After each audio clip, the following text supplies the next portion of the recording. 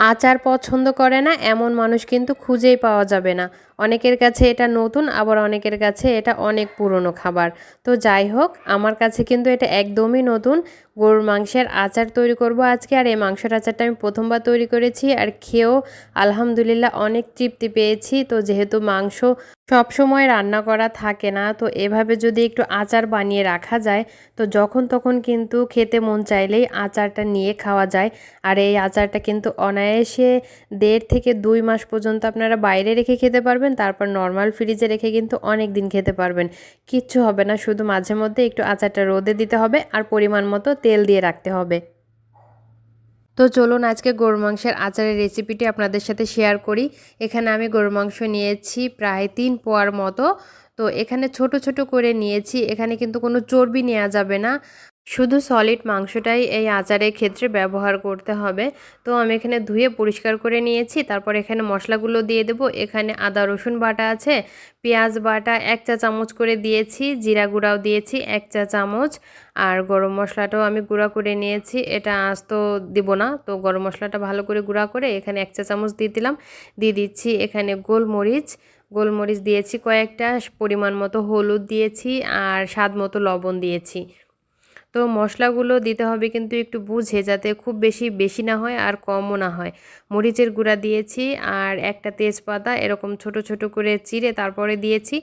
আর দিলাম হচ্ছে গিয়ে এখানে সরিষার তেল। সরিষার তেলটা দিয়ে এখন কাজ শুধু এটাকে ভালো করে একটু মাখিয়ে নিতে হবে। আপনি এই মাখানোর কাজটা হাত দিয়ে করতে হবে অবশ্যই। আর যত ভালো মাখাবেন এই মাংসের ভিতরে কিন্তু মশলাগুলো তত সুন্দরভাবে ঢুকে যাবে।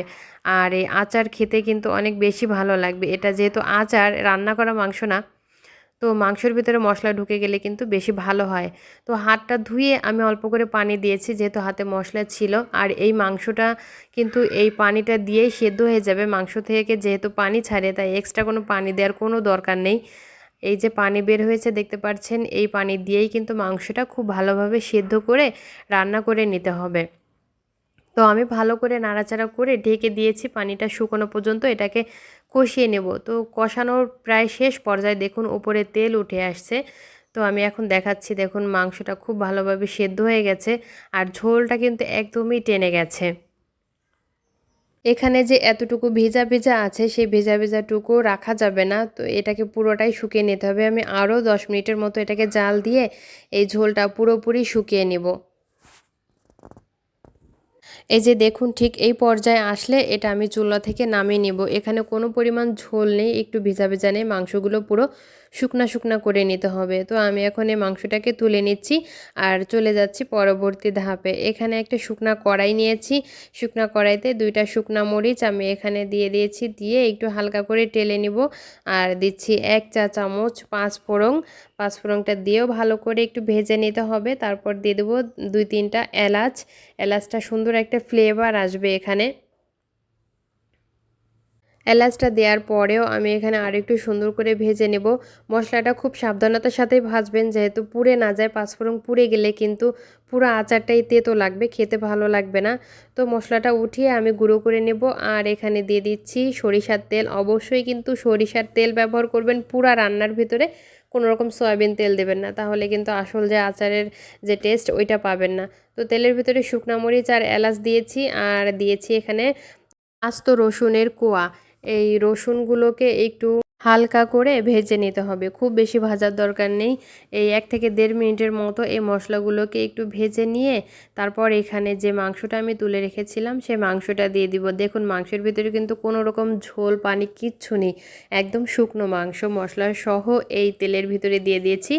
আর এখানে আছে তেঁতুলের কাত। আমি তেঁতুলটাকে আগে থেকে ভিজিয়ে রেখেছিলাম পানি দিয়ে, সেখান থেকে 3 থেকে 4 চামচের মতো তেঁতুলের কাত দিয়ে দিলাম। আপনারা চাইলে কিন্তু এখানে নতুন তেঁতুলটাও ব্যবহার করতে পারবেন। তো আমার কাছে পুরানো তেঁতুল ছিল, যেহেতু কালো হয়ে গেছে দেখেই কিন্তু বোঝা যাচ্ছে যে এটা পুরানো তেঁতুল। তো যে মশলাটা আমি গুঁড়া করে রেখেছিলাম, সেই মশলা থেকে 1 চা চামচ মশলা দিয়েছি। আর এখানে 1 ফালি লেবু আছে, তো লেবুটা ভালো করে চিপড়িয়ে রসটা দিয়ে দেবো। এখানে 1 চামচের মতো হয়েছে লেবুর রস। তো দিয়ে একটু ভালো করে নাড়াচাড়া করে দিয়ে এটাকে সুন্দর মতো রান্না করে নিতে হবে, ঠিক আমরা অন্য অন্য আচার যেভাবে করি সেরকমই।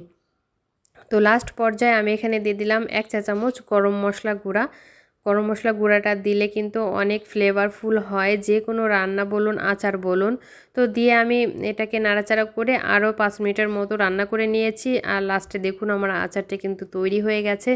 আর মাশাল্লাহ চেহারাটা কত সুন্দর লাগছে, আচারের রসুনগুলা দেখুন একদমই আস্ত আছে, গলে যায়নি, মাংসটাও খুব ভালোভাবে সেদ্ধ হয়ে গেছে। আর এটা দেখতে যতটা লোভনীয় লাগছে, খেতে কিন্তু মাশাল্লাহ অনেক মজা হয়েছিল। আর আমার তো যখন তখনই মাংস খেতে মন চায়, তো সবসময় যেহেতু মাংস রান্না থাকে না, তো আচার থাকলে সুবিধা হয় কি যে একটু আচার নিয়ে ভাত খেয়ে নিলাম, হয়ে গেল। তো দেখুন এই যে রসুনটা কত ভালোভাবে সেদ্ধ হয়ে গেছে, আমি একটু আপনাদের দেখিয়ে দিচ্ছি, একদম সফট হয়ে গেছে রসুনটা। তো এটা কিন্তু আপনারা একটা কাচের বয়মে করে রেখে দিতে পারবেন। শুধু খাওয়ার সময় একটু খেয়াল রাখতে হবে যে এই আচারের ভিতরে কোনো রকম পানি না পড়ে, যে চামচটা দিয়ে নেবেন সেই চামচটা অবশ্যই একটু শুকনা করে নেবেন। আর কোনো রকম হাত লাগাবেন না, তাহলেই দেখবেন আচারটা অনেক দিন যাবৎ ভালো থাকবে। তো একটা মাংস আমি আপনাদের দেখাচ্ছি, যে এখন যে মাংসটা কিন্তু উপরে কালো হলে কি হবে, ভেতরটা কিন্তু পুড়ে যায়নি। অনেকেই বলবে যে ভেজে কালো বানিয়েছি বা পুড়ে গেছে, কিন্তু না, দেখুন ভেতরটা কতটা সাদা রয়েছে। আর মাংসর কালারটা দেখুন কত সুন্দর হয়েছে। তো রেসিপিটি কেমন লাগলো অবশ্যই জানাবেন, ভালো লাগলে অবশ্যই একটা লাইক কমেন্ট ও শেয়ার করতে ভুলবেন না। আজকে এখানে বিদায় নিচ্ছি, আল্লাহ হাফেজ।